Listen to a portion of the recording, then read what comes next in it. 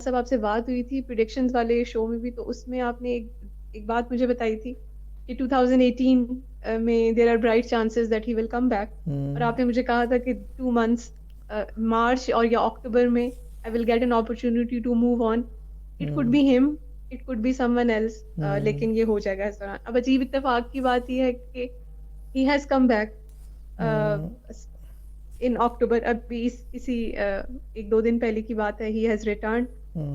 तो आपने कहा था कि वो आ जाए, तो उसके बाद अगली बात उसके बाद हम करेंगे कि उसको इस टॉपिक पे कैसे लाना है, शादी और ये सारी हाँ, चीजें एक उसके बात बाद मैं क्लियर करेंगे। कर दूं, ये महज इत्तेफाक नहीं है। ये प्रिडिक्शन जी जब हम जी, जैसे करते हैं तो इतनी बारीकी से करते हैं। आई वॉन्ट टू जी जी सर, इत्तेफाक नहीं मतलब जाहिर सी बात। You should rephrase your word. ये महज इत्तेफाक नहीं है, ये मैंने कहा था तो हुआ है। और ये कह जी के नहीं बेशक हुआ है, सर। ये प्रिडिक्शन थी, यानी कि मुझे झलक थी उस जी वक्त तक की। ठीक है ना? अच्छा, जी। अब नाम बता दें उसका। आसिम। ठीक है। अब एक और